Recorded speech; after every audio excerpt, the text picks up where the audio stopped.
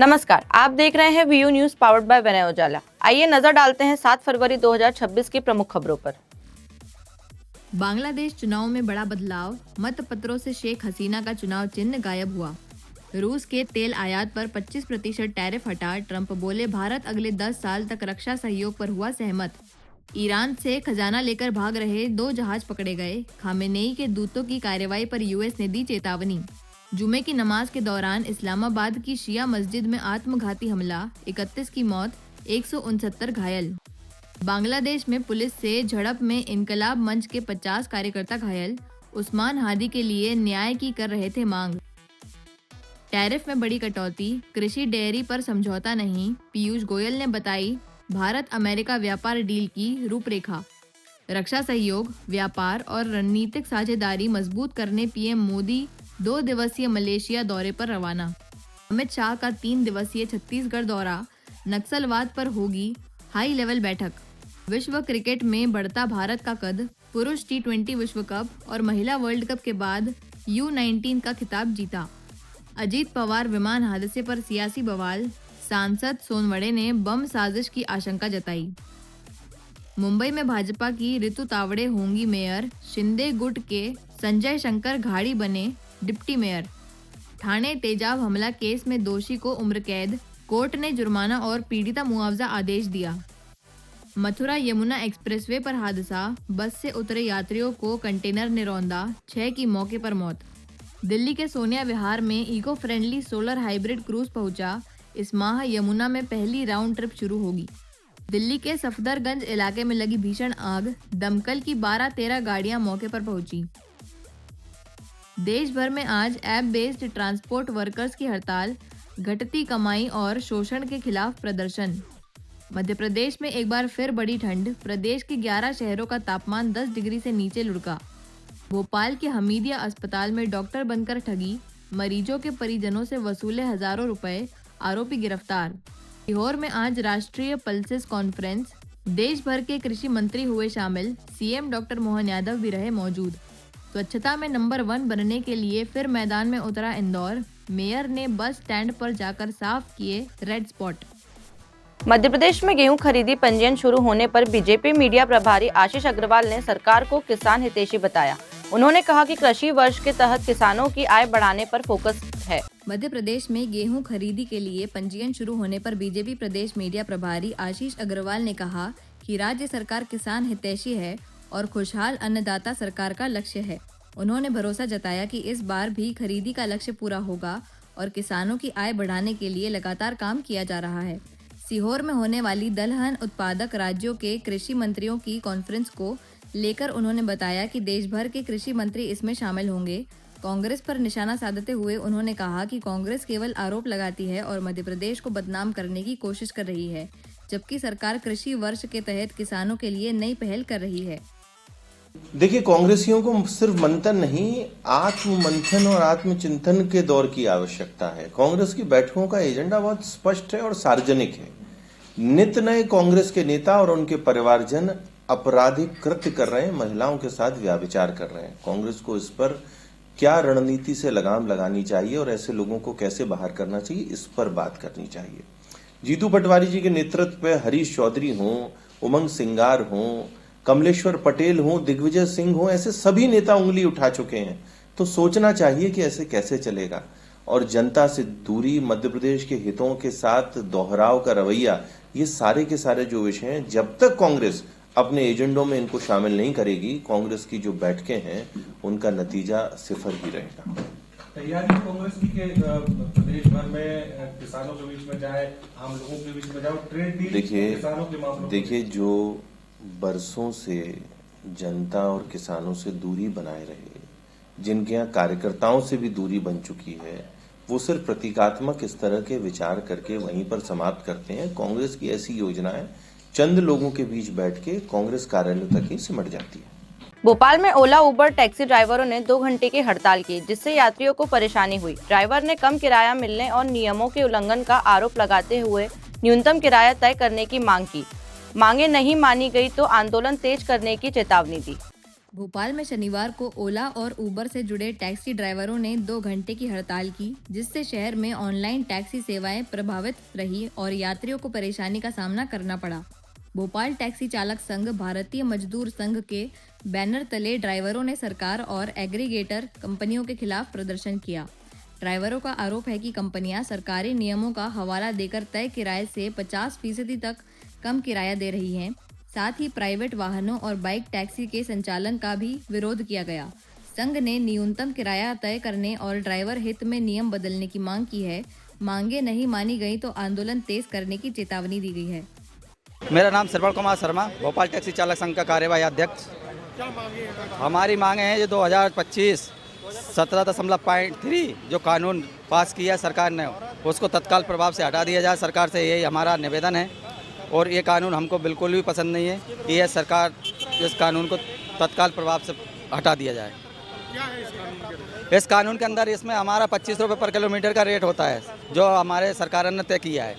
उसमें ये 50% लॉस करके हमको राइड देती हैं, तो उस 50% में हमें को बिल्कुल भी नहीं पुरा रही गाड़ी चलाना, जिससे कि हमारे ड्राइवर भाइयों को बच्चों की फीस तक नहीं भर पा रहे हैं, गाड़ियों की EMI नहीं भर पा रहे हैं, गाड़ियाँ खिंच रही हैं। हमारी गाड़ी का ही पर साल का 50 से 60 हज़ार पर साल कागज़ों का खर्च है।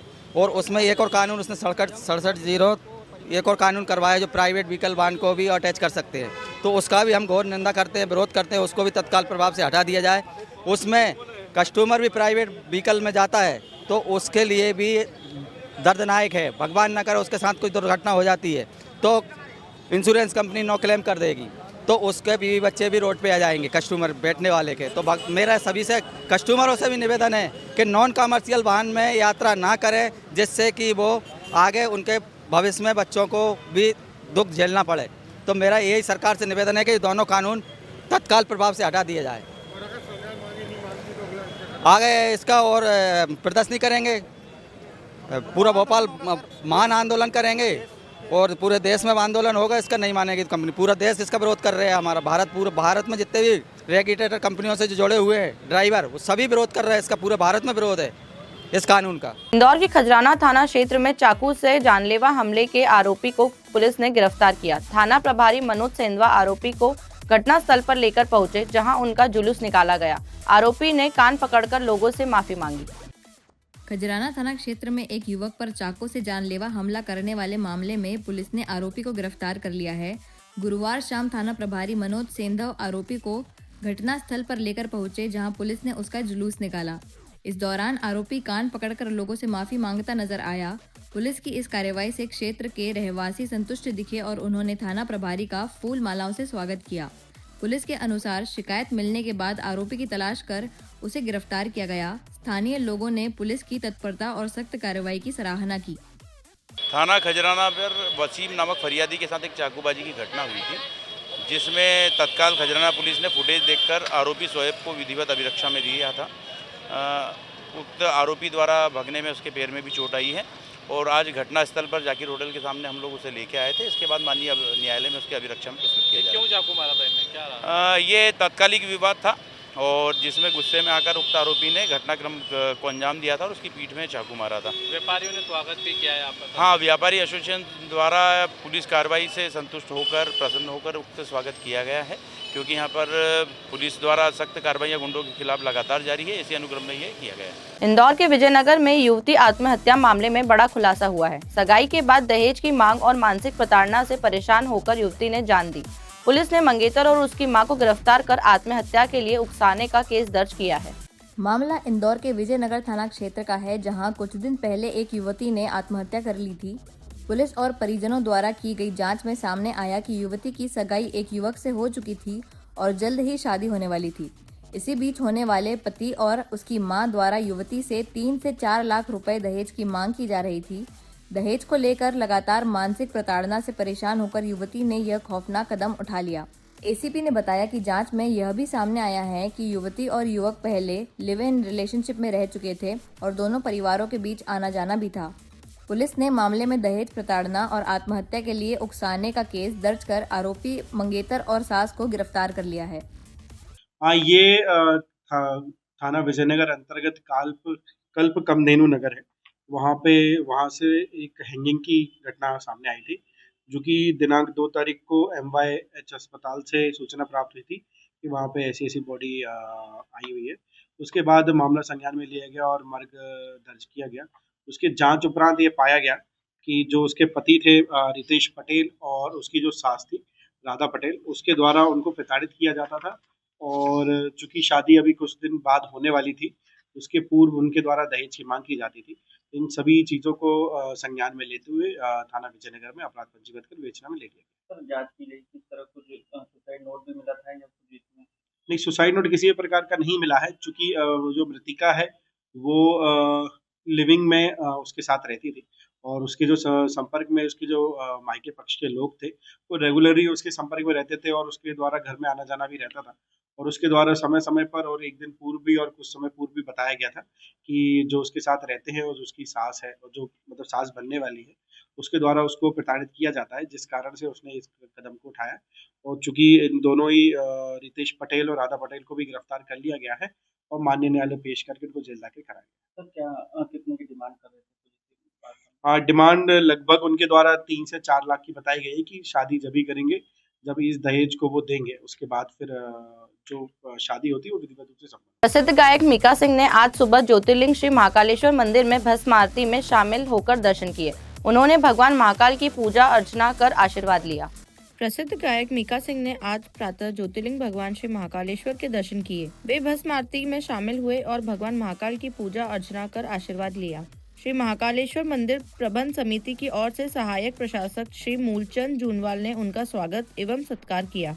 दर्शन के दौरान मंदिर परिसर में श्रद्धालुओं की उपस्थिति बनी रही। जय श्री महाकाल। मैं हूँ मीका सिंह और आज मैं बहुत भाग्यशाली हूँ कि आज मेरे दर्शन हुए हैं और बहुत अच्छी आरती हुई है सुबह के टाइम पे।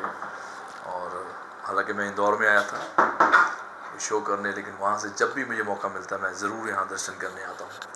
और यहाँ का माहौल बहुत अच्छा है और साफ़ सफाई बहुत अच्छी है, बहुत ही प्यारा मंदिर है, बहुत ही श्रद्धालु दूर दूर से आते हैं। मैं भी आया हूँ और मैं सबके लिए प्रार्थना करूँगा, जितनी मेरी फैमिली मेम्बर, जितने मेरे दोस्त हैं, सभी को महाकाल की कृपा रहे, उनका आशीर्वाद बना रहे। जय श्री महाकाल। ऐसे ही खास खबरों के लिए बने रहिए हमारे साथ वीयू न्यूज़ पर, पावर्ड बाय विनय उजाला।